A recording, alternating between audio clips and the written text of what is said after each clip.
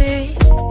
He's like love, love, love, and music. La la la, love, love, love, love, love, and music. Love, love. Hello, hello, hello, everyone. Thank you for tuning in. I am Jay Lee. This is Jay Lee's Corner. This is my review for Love and Hip Hop Atlanta. This is season 7, episode 10. As I said in my other 3 reviews, I had a really bad headache today. I took some Excedrin PM now it's 3:42 in the morning, so about 2, if not 3 hours ago. And I'm so sleepy that when I was doing my other reviews, I was getting confused. I was getting so confused. So if I start, just please ignore me. I'm sorry. Tonight's lip color, it is called Dagger, and I got it from Sephora. Of course, it's Kat Von D, but I want to get through this review so I can go to bed because this shit is crazy. So I guess they just gonna have us cry all through the season. Okay, the beginning of it is basically Kirk's mom's funeral. I'm like, Lord Jesus, I had to just start crying hard. It was just crazy. I'm so sorry, y'all. Excuse me. So Kirk says his mom was 68, and says how it was basically the worst day of his life to have to learn his mom is dead. Bury his mom, and I cried. Let's move on. After the funeral, it was sad. It was sad. It was sad. I don't even know what else. I'm like, oh Lord, they made us cry at the end of the episode last week, and we cried at the beginning of the episode this week, but it was what it was. So after the funeral, they're at like the repast or whatever, and we do see like Kirk. We see Kirk's father is there for real quick. We see like Todd, who was Candy's husband, was there. We didn't see Candy though, but I'm pretty sure she was there because she's close with Rashida, and Rashida was of course by his side. They both were saying how him losing his mom outweighs all the bullshit they going through, which is true. So you when someone loses a person so close as their parents, all the other stuff kind of goes out the window if you're meant to be. Let's say that. Kirk is saying how much he loves Rashida. He talked to Rashida, of course, how much he loves Rashida, how he never wants to be on a bad page with her, because we never know when the last day gonna be. At this point, Rashida's crying. Kirk fucked up. Okay, Kirk fucked up to the utmost you could ever fuck up in a marriage. You literally slept with another woman and had a baby. That is the worst you can do. However, for Kirk and Rashida, for some reason, they not gonna break up. Like, they not. She gonna forgive her husband. Do I think she's stupid? I don't think she's stupid. I think it's a thing of when you take your vows, it says for better or worse, rich for poor. And sometimes people do take that as meaning, if you do something wrong, I can divorce you because because you took it to the worst. Sometimes you have to kind of just get through the muck of it. I don't know if I would be able to forgive a man who had a baby on me and we're married for all these years. I don't know, because I would have to be in that situation. I do know that Rashida loves Kirk and Kirk loves Rashida. I think it's the craziest shit ever, that they just kind of mesh together as a couple and they can maybe get over this. And I don't think it'll be basically because his mom passed away, but I do feel like because they realize we can be gone at any moment, so be with the one you love. I do think that kind of played a part in it. So, you know what I'm saying? But again, he's still saying how he's sorry, how it's kind of crazy.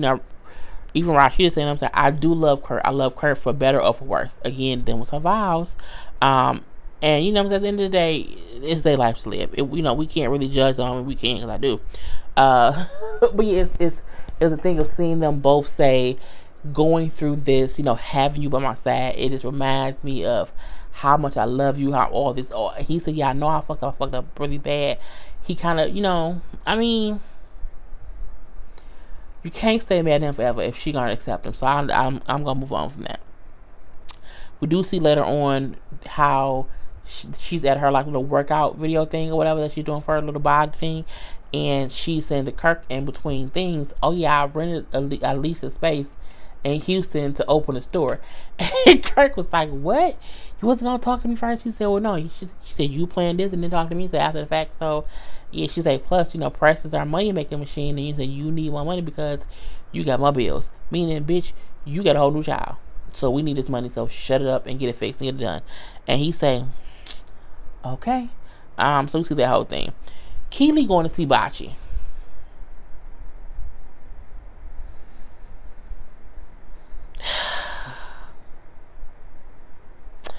Keely has the attitude. I had to get my thoughts together before I said all this stuff. Keely has this thing to where she likes to say, I'm from Detroit. I'm from Detroit. And she don't act like a bitch from Detroit. She does not. I would not be surprised if she said in the outskirts of Detroit. But she just does not come off as a real Detroit bitch. He tells her, like, look, because they haven't not talked since the whole fight at his club. So he says, like, look, I told you beforehand to not show up at the party, and you came anyway. So, you know what I'm saying? You came anyway, and look what happened. At this point in time, she's basically upset with him solely because Blue Da Vinci was at her baby daddy. And he like, I don't have no issue with that man. I'm not going to stop that man from coming in your party or whatever. I've known him technically longer than I've known you. And I said, well, you know what I'm saying? It is. So at this point in time, she's whatever. You're not going to play me. I'm saying, I ain't. He like, calm down. Use your little inside voice. I ain't got to calm down. I'm from Detroit. Again, girl, you got one more time to say you from Detroit and you ain't really from here. Okay? Shut up. Anywho, at this point in time, he like, look, I don't have no issues with old dude. You know what I'm saying? I had no issues with him, so why would I stop him from coming? Whatever. Again, you wasn't not supposed to be there. And then she's like, whatever. What about Crystal? He like, well,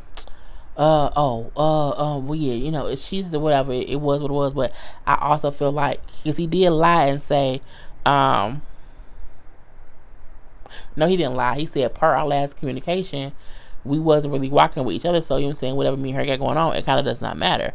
And she said, you be embarrassing me. And he said, no, you're embarrassing yourself. Okay, I'm done.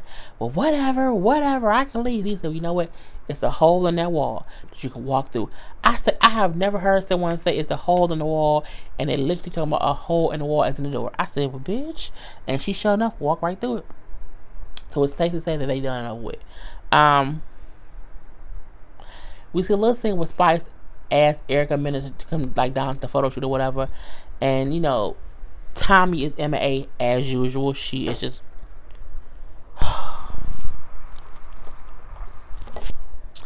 She is gone. So, basically, Erica had no information on Tommy. Spice invited her thinking she would know, like, where she been or whatever, but she ain't heard from her. Spice then brings up, I met someone. I met him at, Jock's opening of his salon. His name's Tobias. I say, Lord Jesus. So she not dating Tobias, who was Tokyo's ex-man. Okay. At this point, we see, she said a little part about it or whatever. Erica said how she working on some music with Jazzy Faye. I do not believe not a damn word of her working with Jazzy Faye, because she's not an artist. She isn't. I mean, she just is not. Unless the whole song gonna be auto-tune, she done for. Girl, bye. So when she said that, Spice kind of brings up, well, at least you kind of worked your way to the top or whatever, unlike other people. She said, I heard Estelita, is it Estelita? Estelita? Essie girl is messing around back again with Stevie, which gets Erica angry because she said, we tried before to kind of help her, and she kind of cried wolf. So for her to go back to him is some kind of fuckery and some bullshit. I'm like, well, okay. So this damn Carly Red. Honey, Carly Red was, she pulled a Carmen Sandiego, Inspector Gadget, Darkwing Duck heist of an informational pull-off situation. She has found out dirt on BK, and she did not get to one of the jump-offs. No. She got to two of them, okay? So, Mimi, Tokyo, Sierra, and Carly is there. Then the girl, Amber, comes up. And then Sierra like, I don't even know who she is. Come to find out, Anna is one of the girls who he messing with. She then says, well, he told me they just friends or whatever. But she really pushy, and even the other day, she called him to come over, and he let her come over, but they ain't do nothing. Then he put her out because she tried to suck his dick. I said, that didn't even sound plausible come out of your goddamn mouth. A friend of yours, a friend of his came over to hang out, and he said, yeah, come over. And then she started, no, I don't believe it. So at this point in time, Carly says, well, like, this is Amber. She's messing around with BK. So Sierra is like, well, I heard that you the old head, you the old flame or whatever. And you said, he told me how you be trying to come up on him and do things to him. And you tried to suck a dick, and he put. Anytime a man tell you someone tried to suck my dick and I put him out, they lying. You can't tell me no different. So you know what I'm saying? She laughing like, I've known him for 10 years and we have sex every time we see each other. I even have receipts. Honey, Tokyo said, well, it is tax time, so we want to see all the receipts. She put out her phone, and she did have some text messages where it did look like he invited her over. She recorded a phone conversation of them talking, and it's him saying how saying how Sierra is just his friend like that. Like, she's just a friend. He's not claiming her as a girlfriend. And the only time you kind of have that conversation with another woman is if you and that woman trying to have something going on. You know what I'm saying? Like, it's something going on. And so the fact that Sierra then said, people can fake text messages. I said, that's why she would have had all them damn kids behind your back, girl, because you wasn't watching it. You wasn't looking no damn attention. So at this point in time, Tokyo said how she started eyeing Carly because Carly set this all up and how it was petty and messy. But I'm like, it's no different than y'all trying to set Keely up on some messy, petty bullshit. The difference is, even though Carly had the best of intentions, it did come off kind of crazy to bring two people he messed with to your house to eat some food. I thought that part was crazy, but it was what it was. At this point in time, Tokyo like, well, I told you that's his girl. You a sad piece, so now what? But I'm like, I don't even know. Tokyo sometimes you be quiet, and cause I feel like if everybody just let them talk it out, it could have ended differently. At this point in time, she's like, well, you his sad piece, and this is man girl, so not what? You know, you got cause this I'm so tired, y'all. I lost my track. What I was just saying. Oh no, I got it back. So at this point in time, we have Sierra who's getting pissed off. But Sierra getting pissed off at Carly. She said, I'm so sick and tired of bitches bringing me info about my man in public. Like, why can't they pull me to the side? Well, bitch, you picking the wrong men's. Okay, you being a bad picker. You're picking the wrong men, and so it's kind of slapping you in the face. And they kind of come to you because you're doing a show. Girl, you're doing a whole full-fledged show. So at this point in time, another girl walk in, and then Sierra say, Joy, what you doing here? And I'm like, does she know this bitch?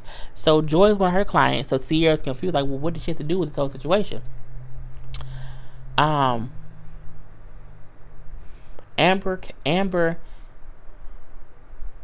says, like, you know, BK told me he fuck with her too.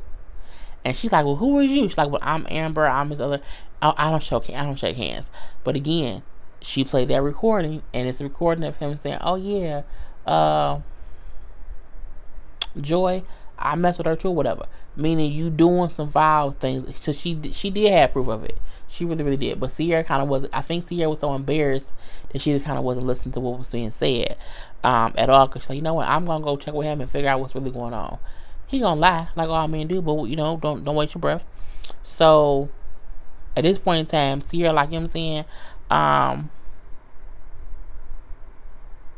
why, she said to Joy, why would you mess with him?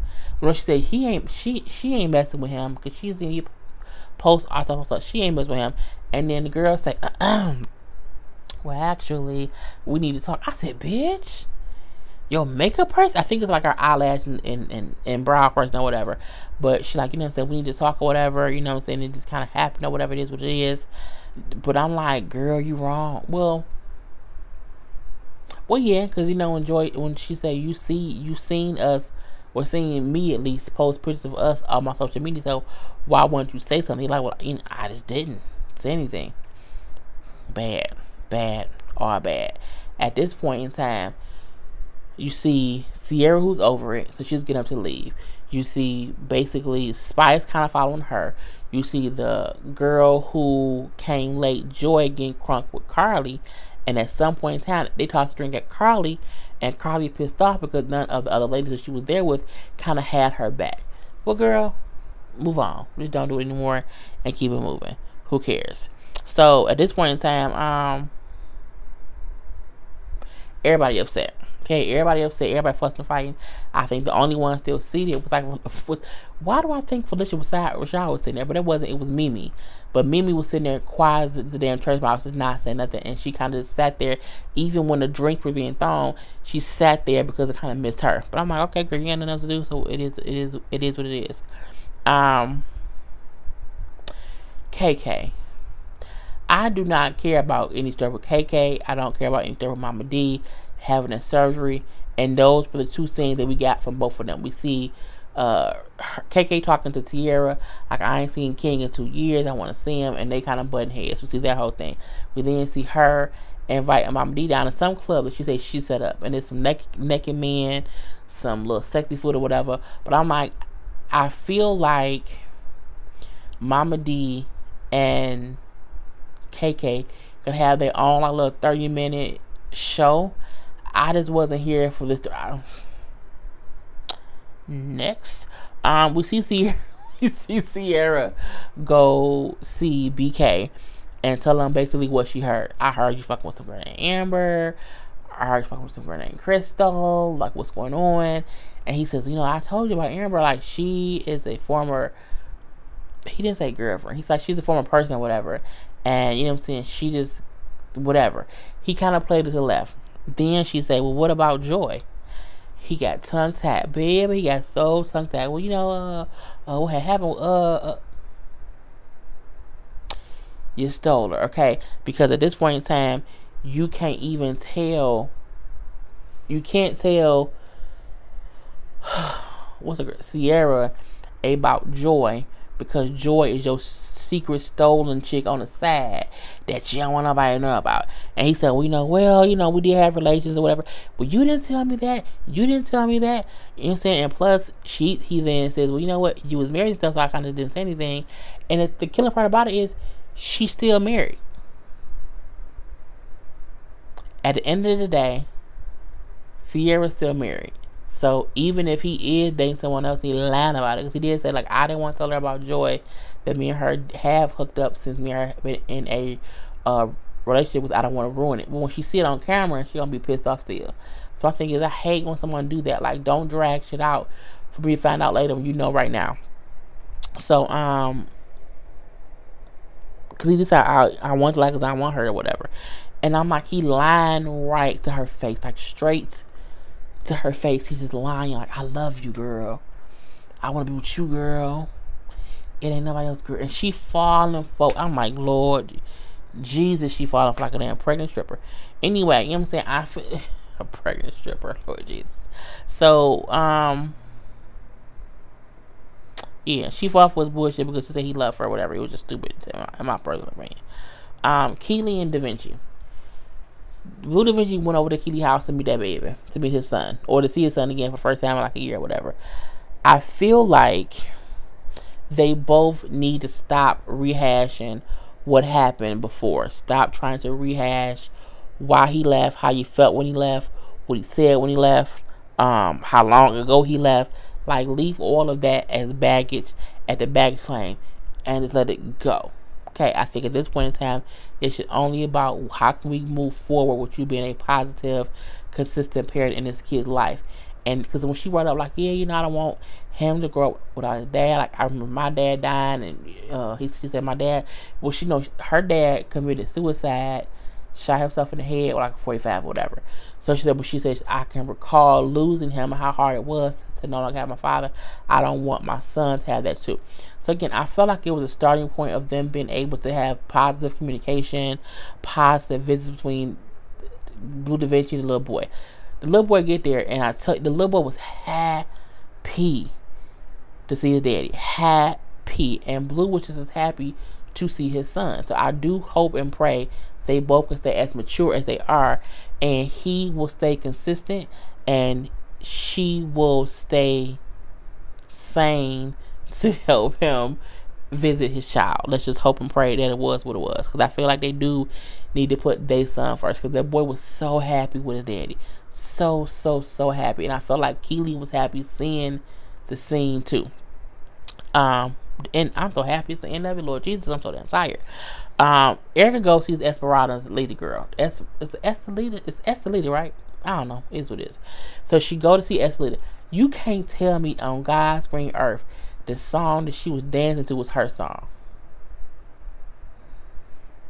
I'm like, it don't sound like her at all. But it doesn't matter.